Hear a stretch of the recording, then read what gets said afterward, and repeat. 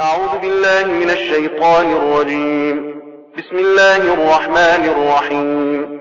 وما أبرئ نفسي إن النفس لأمارة بالسوء إلا ما رحم ربي إن ربي غفور رحيم. وقال الملك ائتوني به أستخلصه لنفسي فلما كلمه قال إنك اليوم لدينا مكين أمين. قال اجعلني على خزائن الأرض إني حفيظ عليم. وكذلك مكنا ليوسف في الأرض يتبوأ منها حيث يشاء نصيب برحمتنا من نشاء ولا نضيع أجر المحسنين. ولأجر الآخرة خير للذين آمنوا وكانوا يتقون. وجاء إخوة يوسف فدخلوا عليه فعرفهم وهم له منكرون. ولما جهزهم بجهازهم قال ائتوني بأخ لكم من أبيكم ألا ترون أني أوفي الكيل وأنا خير المنزلين. فإن لم تأتوني به فلا كيل لكم عندي ولا تقربون. قالوا سنراود عنه أباه وإنا لفاعلون. وقال لفتيانه جعلوا بضاعتهم في رحالهم لعلهم يعرفونها إذا انقلبوا إلى أهلهم لعلهم يرجعون. فلما رجعوا إلى أبيهم قالوا يا أبانا منع منا الكيل فأرسل معنا أخانا نكتل وإنا له لحافظون. قال هل آمنكم عليه إلا كما أمنتكم على أخيه من قبل فالله خير حافظا وهو أرحم الراحمين. ولما فتحوا متاعهم وجدوا بضاعتهم ردت إليهم قالوا يا أبانا ما نبغي هذه بضاعتنا ردت إلينا ونمير أهلنا ونحفظ أخانا ونزداد كيل بعير ذلك كيل يسير. قال لن أرسله معكم حتى تؤتون موثقا من الله لتأتونني به إلا أن يحاط بكم. فلما آتوه موثقهم قال الله على ما نقول وكيل. وقال يا بني لا تدخلوا من باب واحد وادخلوا من أبواب متفرقة وما أغني عنكم من الله من شيء إن الحكم إلا لله عليه توكلت وعليه فليتوكل المتوكلون. ولما دخلوا من حيث أمرهم أبوهم ما كان يغني عنهم من الله من شيء إلا حاجة في نفس يعقوب قضاها وإنه لذو علم لما علمناه ولكن أكثر الناس لا يعلمون. ولما دخلوا على يوسف آوى إليه أخاه قال إني أنا أخوك فلا تبتئس بما كانوا يعملون. فلما جهزهم بجهازهم جعل السقاية في رحل أخيه ثم أذن مؤذن أيتها العير إنكم لسارقون. قالوا وأقبلوا عليهم ماذا تفقدون. قالوا نفقد صواع الملك ولمن جاء به حمل بعير وأنا به زعيم. قالوا تالله لقد علمتم ما جئنا لنفسد في الأرض وما كنا سارقين. قالوا فما جزاؤه إن كنتم كاذبين. قالوا جزاؤه من وجد في رحله فهو جزاؤه كذلك نجزي الظالمين. فبدأ بأوعيتهم قبل وعاء أخيه ثم استخرجها من وعاء أخيه كذلك كدنا ليوسف ما كان ليأخذ أخاه في دين الملك إلا أن يشاء الله نرفع درجات من نشاء وفوق كل ذي علم عليم. قالوا إن يسرق فقد سرق أخ له من قبل فأسرها يوسف في نفسه ولم يبدها لهم.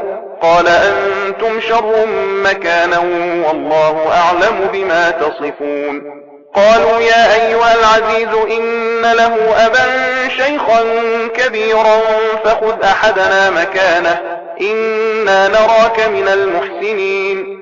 قال معاذ الله أن نأخذ إلا من وجدنا متاعنا عنده إنا إذا لظالمون فلما استيئسوا منه خلصوا نجيا قال كبيرهم ألم تعلموا أن أباكم قد أخذ عليكم موثقا من الله ومن قبل ما فرطتم في يوسف فلن أبرح الأرض حتى يأذن لي أبي أو يحكم الله لي وهو خير الحاكمين ارجعوا إلى أبيكم فقولوا يا أبانا إن ابنك سرق وما شهدنا إلا بما علمنا وما كنا للغيب حافظين واسأل القرية التي كنا فيها والعير التي أقبلنا فيها وإنا لصادقون قال بل سولت لكم أنفسكم أمرا فصبر جميل عسى الله أن يأتيني بهم جميعا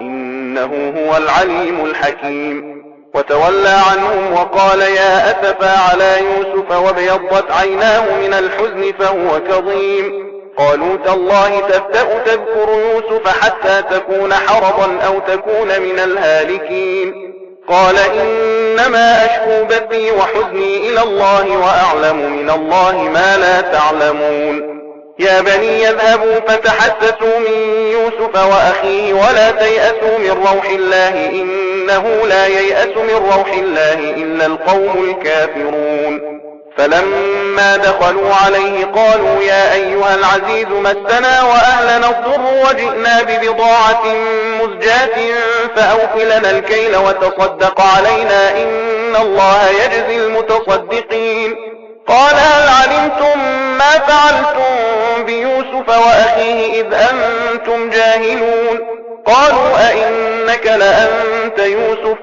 قال أنا يوسف وهذا أخي قد من الله علينا إنه من يتق ويصبر فإن الله لا يضيع أجر المحسنين قالوا تالله لقد آثرك الله علينا وإن كنا لخاطئين قال لا تثريب عليكم اليوم يغفر الله لكم وهو أرحم الراحمين اذهبوا بقميصي هذا فألقوه على وجه أبي يأت بصيرا وأتوني بأهلكم أجمعين ولما فصلت العير قال أبوهم إني لأجد ريح يوسف لولا أن تفندون قالوا تالله إنك لفي ضلالك القديم فلما أن جاء البشير ألقاه على وجهه فارتد بصيرا قال ألم أقل لكم إني أعلم من الله ما لا تعلمون قالوا يا أبانا استغفر لنا ذنوبنا إنا كنا خاطئين قال سوف أستغفر لكم ربي إنه هو الغفور الرحيم فلما دخلوا على يوسف آوى إليه أبويه وقال ادخلوا مصر إن شاء الله آمنين ورفع أبويه على العرش وخروا له سجدا وقال يا أبت هذا تأويل رؤياي من قبل قد جعلها ربي حقا وقد أحسن بي إذ أخرجني من السجن وجاء بكم من البدو من بعد أن نزغ الشيطان بيني وبين إخوتي إن ربي لطيف لما يشاء إنه هو العليم الحكيم رب قد آتيتني من الملك وعلمتني من تأويل الأحاديث فاطر السماوات والأرض أنت ولي في الدنيا والآخرة توفني مسلما وألحقني بالصالحين ذلك من أنباء الغيب نوحيه إليك وما كنت لديهم إذ أجمعوا أمرهم وهم يمكرون وما أكثر الناس ولو حرصت بمؤمنين وما تسألهم عليه من أجر إن هو إلا ذكر للعالمين وكأي من آية في السماوات والأرض يمرون عليها وهم عنها معرضون وما يؤمن أكثرهم بالله إلا وهم مشركون أفأمنوا أن تأتيهم غاشية من عذاب الله أو تأتيهم الساعة بغتة وهم لا يشعرون قل هذه سبيلي أدعو إلى الله على بصيرة أنا ومن اتبعني وسبحان الله وما أنا من المشركين. وما أرسلنا من قبلك إلا رجالا نوحي إليهم من أهل القرى أفلم يسيروا في الأرض فينظروا كيف كان عاقبة الذين من قبلهم ولدار الآخرة خير للذين اتقوا أفلا تعقلون. حتى إذا استيأس الرسل وظنوا أنهم قد كذبوا جاءهم نصرنا فنجي من نشاء ولا يرد بأسنا عن القوم المجرمين.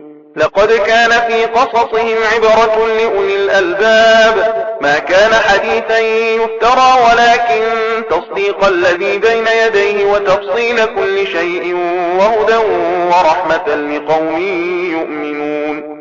بسم الله الرحمن الرحيم. ألف لام ميم را تلك آيات الكتاب والذي أنزل إليك من ربك الحق ولكن أكثر الناس لا يؤمنون.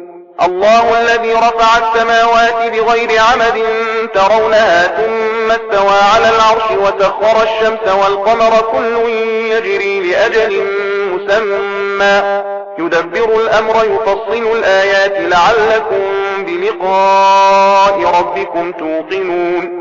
وهو الذي مد الأرض وجعل فيها رواسي وأنهارا ومن كل الثمرات جعل فيها زوجين اثنين يغشي الليل النهار إن في ذلك لآيات لقوم يتفكرون.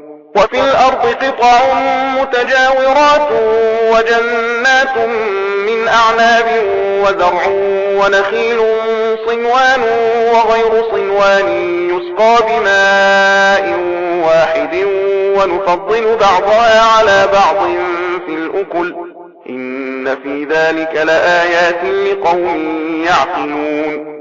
وإن تعجب فعجب قولهم أئذا كنا ترابا أئنا لفي خلق جديد أولئك الذين كفروا بربهم وأولئك الأغلال في أعناقهم وأولئك أصحاب النار هم فيها خالدون.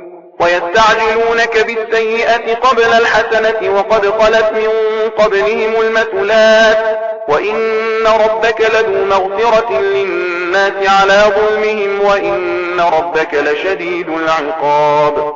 ويقول الذين كفروا لولا أنزل عليه آية من ربه إنما أنت منذر ولكل قوم هاد. الله يعلم ما تحمل كل أنثى وما تغيض الأرحام وما تزداد وكل شيء عنده بمقدار. عالم الغيب والشهادة الكبير المتعال. سواء منكم من أسر القول ومن جار به ومن هو مستخف بالليل وسارب بالنهار له معقبات من بين يديه ومن خلفه يحفظونه من أمر الله إن الله لا يغير ما بقوم حتى يغيروا ما بأنفسهم وإذا أراد الله بقوم سوءا فلا مرد له وما لهم من دونه من وال. هو الذي يريكم البرق خوفا وطمعا وينشئ السحاب الثقال ويسبح الرعد بحمده والملائكة من خيفته ويرسل الصواعق فيصيب بها من يشاء وهم يجادلون في الله وهو شديد المحال. له دعوة الحق والذين يدعون من دونه لا يستجيبون لهم بشيء إلا كباسط كفيه إلى الماء ليبلغ فاه وما هو ببالغه وما دعاء الكافرين إلا في ضلال. ولله يسجد من في السماوات والأرض طوعا وكرها وظلالهم بالغدو والآصال. قل من رب السماوات والأرض قل الله. قل أفاتخذتم من دونه أولياء لا يملكون لأنفسهم نفعا ولا ضرا. قل هل يستوي الأعمى والبصير أم هل تستوي الظلمات والنور أم جعلوا لله شركاء خلقوا كخلقه فتشابه الخلق عليهم قل الله خالق كل شيء وهو الواحد القهار أنزل من السماء ماء فسالت أودية بقدرها فاحتمل السيل زبدا رابيا ومما يوقدون عليه في النار ابتغاء حلية أو متاع زبد مثله كذلك يضرب الله الحق والباطل فأما الزبد فيذهب جفاء وأما ما ينفع الناس فيمكث في الأرض كذلك يضرب الله الأمثال للذين استجابوا لربهم الحسنى والذين لم يستجيبوا له لو أن لهم ما في الأرض جميعا ومثله معه لافتدوا به أولئك لهم سوء الحساب ومأواهم جهنم وبئس المهاد أفمن يعلم أن ما أنزل إليك من ربك الحق كمن هو أعمى إنما يتذكر أولو الألباب الذين يوفون بعهد الله ولا ينقضون الميثاق والذين يصلون ما أمر الله به أن يوصل ويخشون ربهم ويخافون سوء الحساب والذين صبروا ابتغاء وجه ربهم وأقاموا الصلاة وأنفقوا مما رزقناهم سرا وعلانية ويدرؤون بالحسنة السيئة أولئك لهم عقبى الدار جنات عدن يدخلونها ومن صلح من آبائهم وأزواجهم وذرياتهم والملائكة يدخلون عليهم من كل باب سلام عليكم بما صبرتم فنعم عقبى الدار والذين ينقضون عهد الله من بعد ميثاقه ويقطعون ما أمر الله به أن يوصل ويفسدون في الأرض أولئك لهم اللعنة ولهم سوء الدار الله يبسط الرزق لمن يشاء ويقدر وفرحوا بالحياة الدنيا وما الحياة الدنيا في الآخرة إلا متاع ويقول الذين كفروا لولا أنزل عليه آية من ربه قل إن الله يضل من يشاء ويهدي إليه من أناب الذين آمنوا وتطمئن قلوبهم بذكر الله ألا بذكر الله تطمئن القلوب الذين آمنوا وعملوا الصالحات طوبى لهم وحسن مآب كذلك أرسلناك في أمة قد خلت من قبلها لتتلو عليهم الذي أوحينا إليك وهم يكفرون بالرحمن قل هو ربي لا إله إلا هو عليه توكلت وإليه متاب ولو أن قرآنا سيرت به الجبال أو قطعت به الأرض أو كلم به الموتى بل لله الأمر جميعا أفلم ييأس الذين آمنوا أن لو يشاء الله لهدى الناس جميعا ولا يزال الذين كفروا تصيبهم بما صنعوا قارعة أو تحل قريبا من دارهم حتى يأتي وعد الله إن الله لا يخلف الميعاد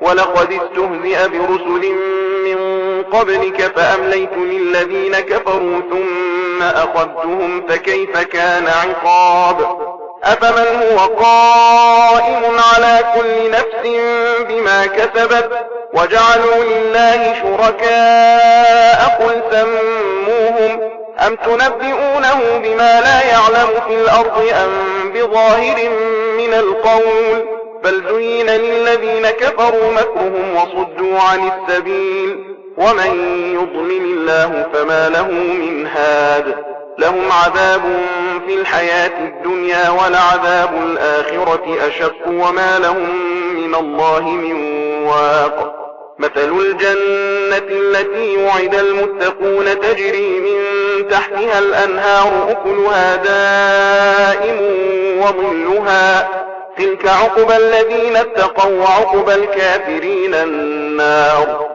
والذين آتيناهم الكتاب يفرحون بما أنزل إليك ومن الأحزاب من ينكر بعضه قل إنما أمرت أن أعبد الله ولا أشرك به إليه أدعو وإليه مآب. وكذلك أنزلناه حكما عربيا ولئن اتبعت أهواءهم بعدما جاءك من العلم ما لك من الله من ولي ولا واق. ولقد أرسلنا رسلا من قبلك وجعلنا لهم أزواجا وذرية وما كان لرسول أن يأتي بآية إلا بإذن الله لكل أجل كتاب يمحو الله ما يشاء ويثبت وعنده أم الكتاب. وإما نرينك بعض الذي نعدهم أو نتوفينك فإنما عليك البلاغ وعلينا الحساب. أولم يروا أنا نأتي الأرض ننقصها من أطرافها والله يحكم لا معقب لحكمه وهو سريع الحساب. وقد مكر الذين من قبلهم فلله المكر جميعا يعلم ما تكسب كل نفس وسيعلم الكفار لمن عقبى الدار. ويقول الذين كفروا لست مرسلا قل كفى بالله شهيدا بيني وبينكم ومن عنده علم الكتاب. بسم الله الرحمن الرحيم ألف لام را كتاب أنزلناه إليك لتخرج الناس من الظلمات إلى النور بإذن ربهم إلى صراط العزيز الحميد. الله الذي له ما في السماوات وما في الأرض وويل للكافرين من عذاب شديد. الذين يستحبون الحياة الدنيا على الآخرة ويصدون عن سبيل الله ويبغونها عوجا أولئك في ضلال بعيد. وما أرسلنا من رسول إلا بلسان قومه ليبين لهم فيضل الله من يشاء ويهدي من يشاء وهو العزيز الحكيم. ولقد أرسلنا موسى بآياتنا أن أخرج قومك من الظلمات إلى النور وذكرهم بأيام الله إن في ذلك لآيات لكل صبار شكور. وإذ قال موسى لقومه اذكروا نعمة الله عليكم إذ أنجاكم من آل فرعون يسومونكم سوء العذاب ويذبحون أبناءكم ويستحيون نساءكم وفي ذلكم بلاء من ربكم عظيم. وإذ تأذن ربكم لئن شكرتم لأزيدنكم ولئن كفرتم إن عذابي لشديد. وقال موسى إن تكفروا أنتم ومن في الأرض جميعا فإن الله لغني حميد. ألم يأتكم نبأ الذين من قبلكم قوم نوح وعاد وثمود والذين من بعدهم لا يعلمهم إلا الله جاءتهم رسلهم بالبينات فردوا أيديهم في أفواههم وقالوا إنا كفرنا بما أرسلتم به وإنا لفي شك مما تدعوننا إليه مريب. قالت رسلهم أفي الله شك فاطر السماوات والأرض يدعوكم ليغفر لكم من ذنوبكم ويؤخركم إلى أجل مسمى قالوا إن أنتم إلا بشر مثلنا تريدون أن تصدونا عما كان يعبد آباؤنا فأتونا بسلطان مبين. قالت لهم رسلهم إن نحن إلا بشر مثلكم ولكن الله يمن على من يشاء من عباده وما كان لنا أن نأتيكم بسلطان إلا بإذن الله وعلى الله فليتوكل المؤمنون. وما لنا ألا نتوكل على الله وقد هدانا سبلنا ولنصبرن على ما آذيتمونا وعلى الله فليتوكل المتوكلون. وقال الذين كفروا لرسلهم لنخرجنكم من أرضنا أو لتعودن في ملتنا فأوحى إليهم ربهم لنهلكن الظالمين ولنسكننكم الأرض من بعدهم ذلك لمن خاف مقامي وخاف وعيد واستفتحوا وخاب كل جبار عنيد من ورائه جهنم ويسقى من ماء صديد يتجرعه ولا يكاد يسيغه ويأتيه الموت من كل مكان وما هو بميت ومن ورائه عذاب غليظ. مثل الذين كفروا بربهم أعمالهم كرماد اشتدت به الريح في يوم عاصف لا يقدرون مما كسبوا على شيء ذلك هو الضلال البعيد. ألم تر أن الله خلق السماوات والأرض بالحق إن يشأ يذهبكم ويأتي بخلق جديد وما ذلك على الله بعزيز.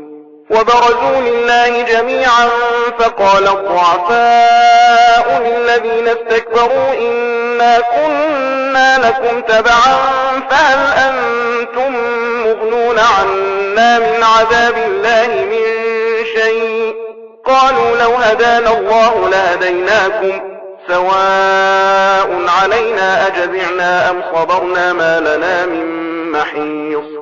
وقال الشيطان لما قضي الأمر إن الله وعدكم وعد الحق ووعدتكم فأخلفتكم وما كان لي عليكم من سلطان إلا أن دعوتكم فاستجبتم لي فلا تلوموني ولوموا أنفسكم ما أنا بمصرخكم وما أنتم بمصرخي إني كفرت بما أشركتمون من قبل إن الظالمين لهم عذاب أليم. وأدخل الذين آمنوا وعملوا الصالحات جنات تجري من تحتها الأنهار خالدين فيها بإذن ربهم تحيتهم فيها سلام.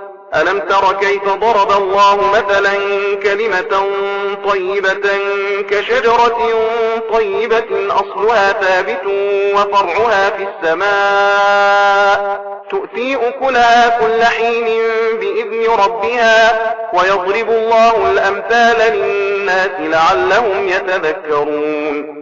ومثل كلمة خبيثة كشجرة خبيثة اجتثت من فوق الأرض ما لها من قرار يثبت الله الذين آمنوا بالقول الثابت في الحياة الدنيا وفي الآخرة ويضل الله الظالمين ويفعل الله ما يشاء. ألم تر إلى الذين بدلوا نعمة الله كفرا وأحلوا قومهم دار البوار جهنم يصلونها وبئس القرار وجعلوا لله أندادا ليضلوا عن سبيله قل تمتعوا فإن مصيركم إلى النار.